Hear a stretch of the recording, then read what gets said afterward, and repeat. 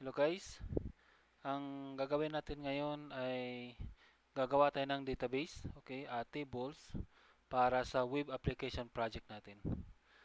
Para sa mga hindi pa nakapanood kung paano gumawa ng web application project using Visual Studio 2019, okay, panoorin nyo lang yung link below of this video.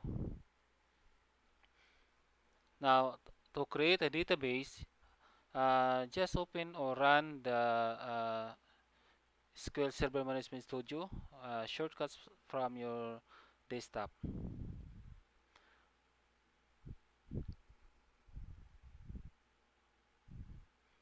Now, to connect to your SQL Server, you have multiple options to connect. First thing first is Windows Authentication. Kung na-install lang naman to sa local laptop nyo, okay, or local computer nyo, pwede nyo gamitin ng Windows Authentication. Now, kung meron kayo na specify na username password like ACE and password, then pwede nyo gamitin ng Windows Server Authentication. Okay? Now, sa project din natin, sa web application, kailangan din natin ang mix mode or kailangan natin ng SQL Server Authentication. So, kailangan natin din yung iset yung password na yan. Ituturo ko rin sa inyo kung paano tayo mag-set ng password para sa ACE. Okay? So, sa ngayon, gamitin muna natin ang Windows Authentication. Okay? Then click Connect. Now, we are now connected to our SQL server. Okay? Now, from your left side, yung pinakataas, ito yung server nyo. Okay? So, if you want to see the details of your server, so just right click and click Properties. Okay? Dito makikita mo yung pangalan at saka instance ng SQL server nyo. Okay? Saka anong product nito at saka kung anong operating system na gamit mo. So, next is we need to check or we need to specify the security. Okay? Dahil kailangan kasi natin ito sa web application, okay? Kailangan natin i-set up yung server authentication to SQL Server and Windows Authentication mode. Okay? So, from that, click mo lang yung OK. Okay? Tapos yan, okay? Now, next is, punta tayo dun sa security. Okay? Sa security, i-click mo lang yung plus sign para mag-expand. Tapos, punta ka dun sa logins. Hanapin mo yung SA, okay? SA na user. Click mo yan, tapos right click, tapos properties. Now, dito, kailangan mo i-specify yung password, okay? Kailangan mo i-specify yung password ng AC nyo. At saka isulat nyo kasi napaka-importante ito, okay? Now, next is, kailangan natin i-specify yung status. So, dapat yung connect to database engine should be grant. Tapos, login should be enabled. Okay? Then, click OK. Now, so, we are ready.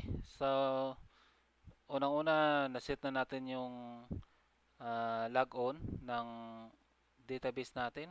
Okay? Na-specify na rin natin ang password ng ACE natin. At saka na-enable na rin natin. Now, next is, gagawa tayo ng database. So, just click on database, double click, or click mo yung plus sign para mag-expand. Then, right click from the database, then select new database. Now, sa database name, pwede kayo gagawa ng kahit anong pangalan as long as relevant naman doon sa project natin. Okay? Again, ang naming convention dapat laging may relation siya doon sa application na gumagamit sa database na yan. Para mas madali siya nating i-identify kung sakasakali man na dumadami na yung database na gawa mo under sa server na to, so at least madali mo natin siyang easy natin siya identify in the future. Or maybe sa mga user din ninyo, mas madali nilang ma-identify kung alin ang database para doon sa application na yan. So, sa case na to, dahil incident management yung gagawin natin, so ang database din natin, so tatawagin din natin siyang incident DB. So, name is incident DB. Okay? Now, for the schema or sa owner niya, pwede natin gagawa tayo ng panibago nating schema or i-default na lang natin. Okay? So, gagamitin natin yung default. So, by default ito, magiging DBO siya. Okay? Sa mga malalakihang project, ni-specify talaga nila ang mga sariling schema per database. Pero sa case natin, hindi na siya kailangan. So, by default lang natin. Now, next is, kailan nating iset yung configuration, okay, or settings. Para sa DB natin, okay, meron tayong initial size for database is 8 MB and the logs also 8 MB, okay. Now, kung malaking project na to or maraming data na ipapasok mo for the initial data, ang gagawin mo, gagawa ka na ng i-adjust mo itong size. Depende kung gaano kalaki yung data na initial na ipapasok mo. Okay? Pero kung katulad sa project natin, wala pa naman tayo masyadong data ipapasok as initial. So, i-keep na lang natin yung initial size. Now, next is yung growth. Kung paano natin i-control yung growth ng database natin. So, uh, ang default configuration nito is by 64 MB unlimited. So bawat increase niya, bawat dagdag niya is 64 MB. Okay? So wala siyang limited. So meaning hangga't may space pa yung hard disk nyo, pwede siyang magdagdag at magdagdag. Okay? The same as para sa log, ganun din. Okay? Now next is kailangan natin siyang i-save sa very specific location para mas madali natin siyang hanapin, okay? Kung kailangan natin ilipat to sa another location, okay? Kaysa ilalagay mo siya doon sa default location which is on the drive C. Mas maganda siya isipat mo siya ng data drive. Huwag mo siya isama doon sa operating system drive mo. Okay? Same din sa log. Then click OK. Then okay. So natapos na natin. Tingnan mo, natapos meron na tayong bagong database. Okay? Now next is kailangan natin gumawa ng tables. So to add the tables, double click mo lang to. Then go to ka sa tables. Tapos right click, tapos click nyo, tapos table. Now sa table, meron tayong tatlong column dito. Meron tayong column name, data type, saka allow nulls. Now sa column name, kung ano ang kung para saan itong table na to, dapat convention name din ng mga tables or sa mga column mo, dapat relevant din doon sa tables na gagawin natin. For example, ito is para sa ticket header, okay? So, kung sa ticket header to, unang-una, so gagawin natin na meron tayong ID, di ba? So, ID, ang ID naman ito is pwede natin ilagay ng integer, okay? And allow na lang muna natin. Now, next is gagawa tayo ng, okay, explain ko muna pala. So, sa data types, maraming data types na available or options na pwede natin pagpipilian, okay? From N to XML, okay? From big N to XML. Now, again, depende kung ano ang data na ipapasok mo. Kung ang ipapasok mo is number, so pwede ka pili from integer to big N, double, float, decimal, okay? Kung ang gusto naman mangyari is ang ipapasok mo is text or alphanumeric, so pwede ka ng car, var car, okay? In var car, text, in text, okay? So, um, ano pagkakaiba ng varchar saka invarchar? Text saka intext. So, ang invarchar, okay, uh, pagpapasokan mo ng mga UTF-8 characters like Arabic words or Chinese words or Korean words, yan mga Unicode characters na yan. Okay, so uh, kung ang data type mo is in varchar, tatanggapin niya yan, isisave niya yan as uh, Unicodes. Now, kung ang data type mo yan is varchar, tapos isisave mo yan ngayon ng yung Unicodes character, ang mangyayari dyan, magiging question mark siya. So, okay? Kasi hindi niya mata-translate yung tamang data. Okay? Now, next is gagawa tayo ng another column. Okay? We call it subject.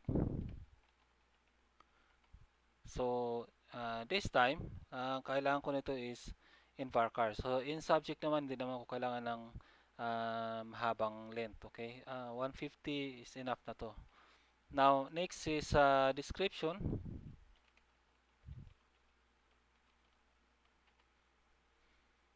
So, sa description, pwede na rin ang in varchar kahit mga 350. Tapos, meron tayong type. So, ang type natin is ililink na natin to sa another table. So, pwede natin to siya gawing int. Okay? Now, priority is pwede natin itong i-int. Ililink na natin to sa ibang table para sa maintenance table. Okay? Now, next is status. Now, status also is int. Kasi pwede natin ito i-link sa maintenance table. Next, we have this 4 standard fields na or standard column na kailangan talaga lagi nandun sa table pag gumagawa kayo ng table nyo. So, okay? Ito yung created by. Okay? So, this should be in varchar. 50 is more than enough. Created date should be date time. Updated by in varchar. Updated date.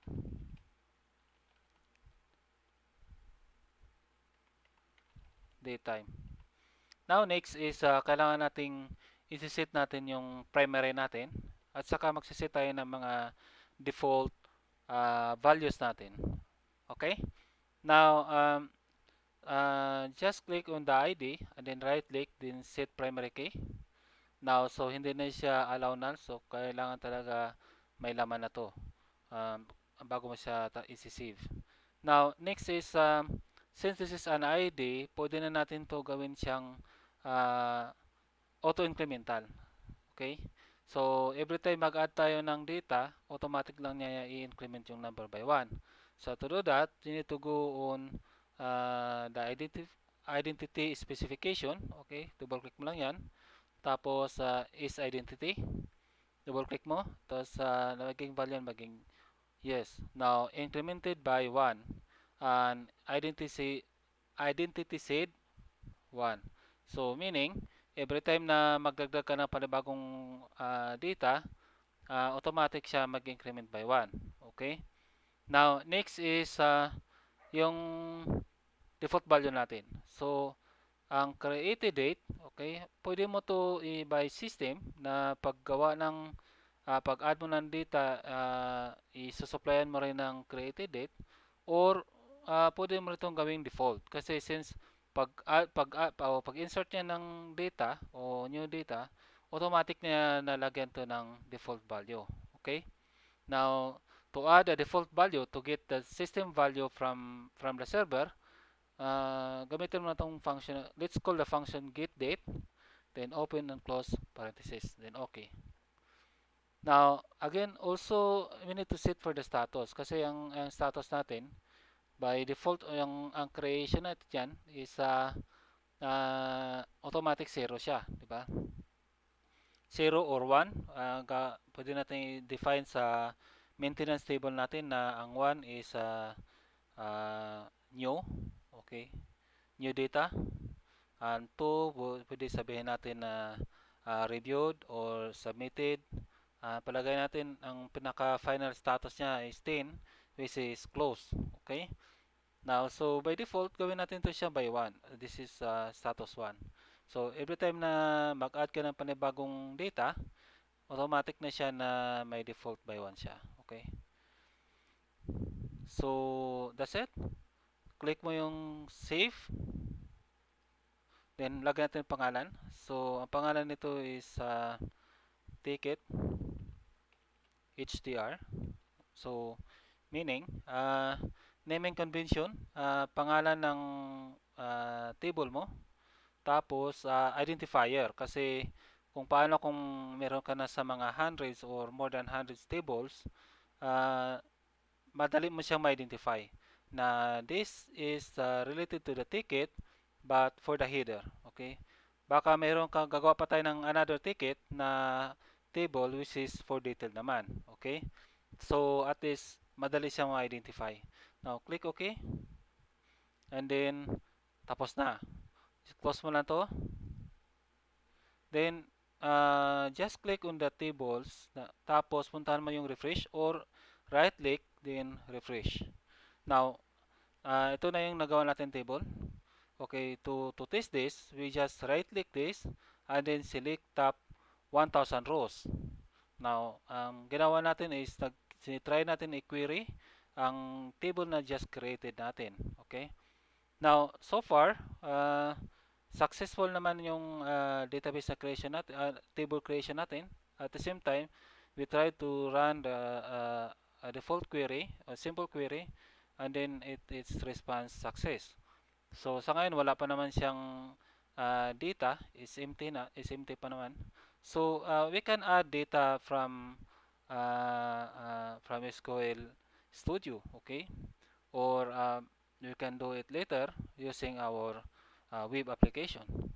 Okay, so to add the sample data, okay, you just right click on the table and then click edit top rows. Okay, edit top 200 rows. Okay, now our ID is an optional because automatic naman to, di ba? As per setting that we have done na once we add a new data, the system will automatically add the ID number. So the next is our requirements is we need to add a subject. This is test. Let's see. Description, we say test description.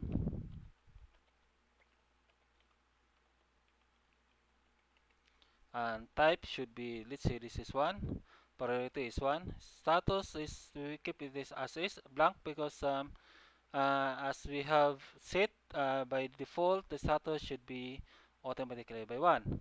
Now, created date, should be this is a username. I would say this is a name. Now, created date, let's keep this blank. Now, updated, it should be blank since updated is only should be only fill up or filled during the kung meron tayong i-update na data natin. Okay? During the creation, dapat hindi ito siya natin lalagyan ng data. This should be null. Now, so just tab, tab, and tab. So that's we have already one already what is this one? We have one record that we have already created. So next is we need to go on. We need to refresh. Okay, because we have already the data here, but we need to refresh this data. We have to save, and then we need to execute.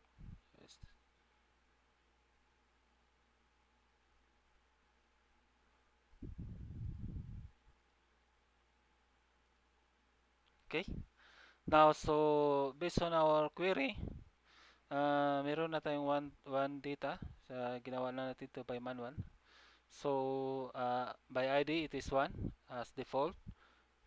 Next ID na or next data na gagawin natin, automatic ang ID niya is number 2. This is the subject, this is the test description, the priority, the type, priority, the status. We have set this as blank, but since we set this one into by default by 1, so automatically it's become the value of 1. Now, created by, this is a user.